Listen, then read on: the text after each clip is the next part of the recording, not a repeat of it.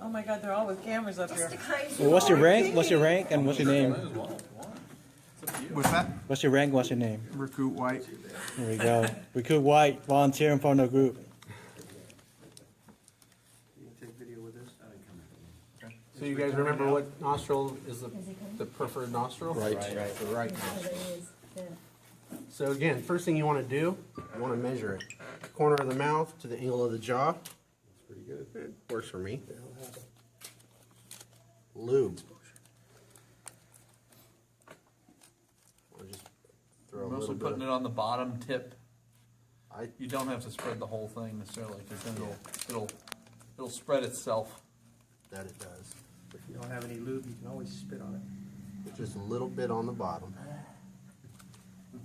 You guys remember where the bevel wants to go? Against the septum. The bevel against the So when he septum. starts to put it in. So, just want and there's a little bit of resistance.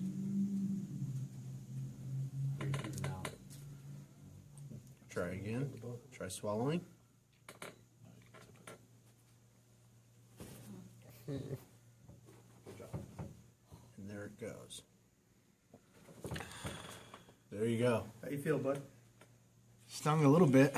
Looks so Little handsome bit. laying Carry there. that too. Maybe the two. Oh yeah, it's not comfortable, is it? If he opens his mouth and says, "Oh, mistake," you actually may see it.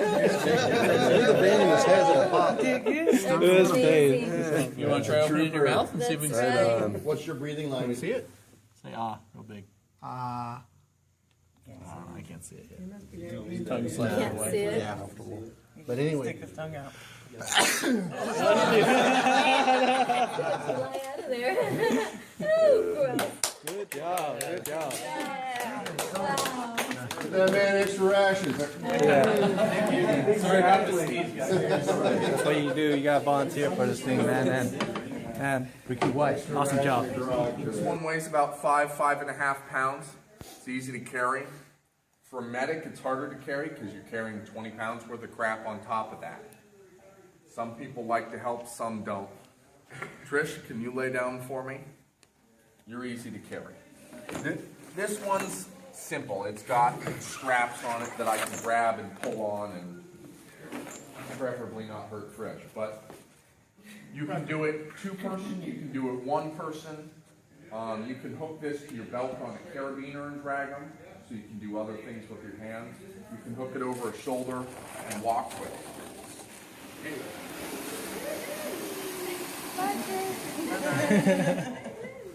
You can also pick somebody up on this.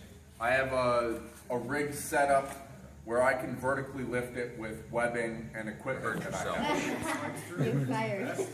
So you're going to grab two hands. Like come over here, grab this one. Tuesday. And then on three. 1, 2, 3. Okay, no It's an easy way. You can carry them around. 8, 9. We might do this next month on the rope bridge.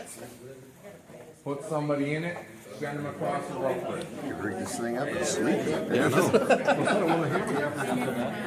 You want to practice on it? Here's another one to play with. Go for it. Thank you. It's not going to end up on YouTube, is it? Yeah, you're not on it. Right? Fire system with the straps, the backboard, the whole deal.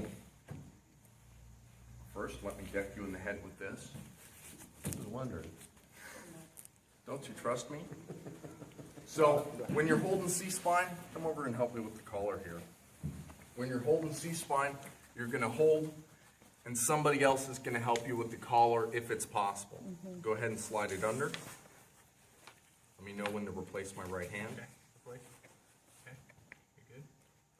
And then you got to come around and do the left side.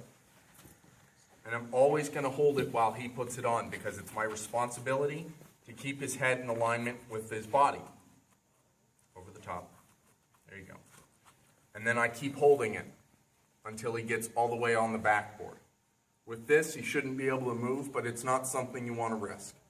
When there was that rollover wreck at Walker Ridge, we immediately put him into a collar, immediately put him onto a backboard. When you're ejected from a vehicle or you hit your head severely, you're going on a backboard.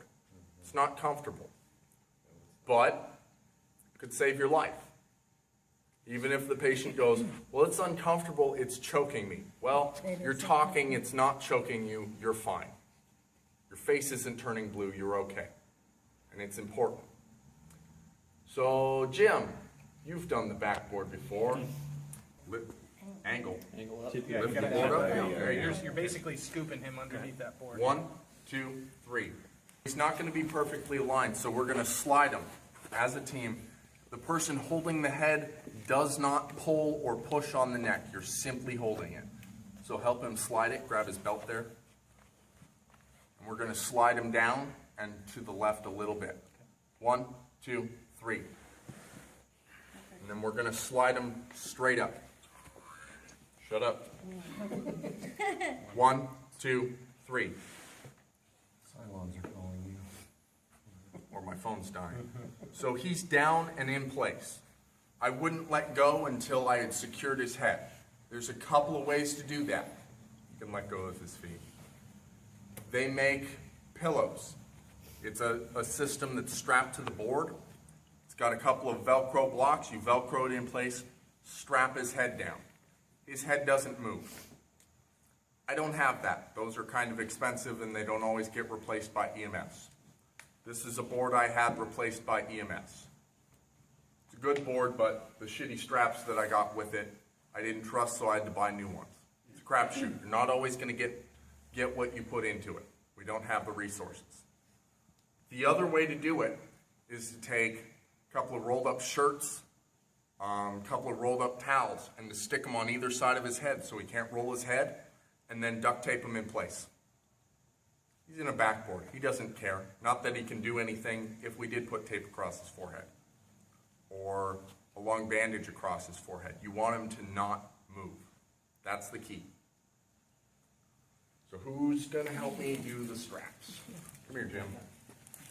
You had to have done straps before. I do now. Trust fall. Oh. Carry him around like that. You're having fun, Miles. Cannot be comfortable. You okay? Actually, it's quite comfortable.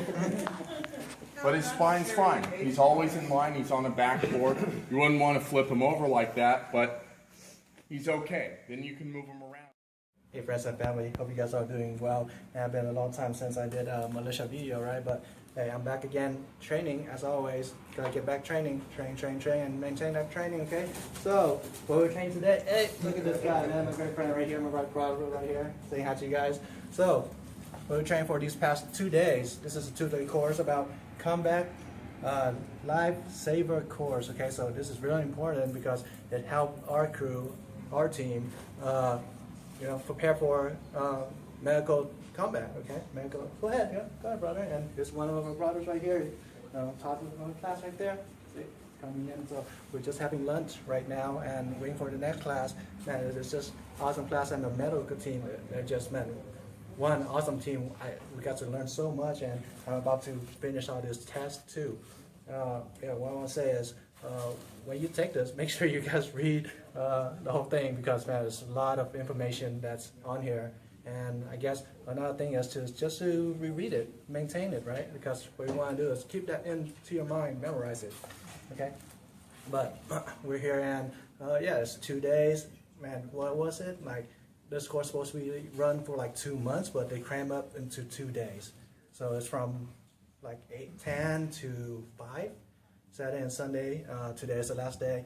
I didn't start making videos yesterday, so yeah, today is the last day. And this awesome guy right here, Recruit White, he volunteered for us. You saw him earlier, right there. Okay, so here's a one-way guy right there. So everything, volunteer for us, because that's what we do for you guys out there. Okay, to very much protect the community, help the community, and do what we do to upgrade your skills. Every time we train, we learn something new, and just one awesome training. And so I'm going to get back into the course and have lunch with the awesome guys right here, and sisters, and brothers. Go ahead and check it out.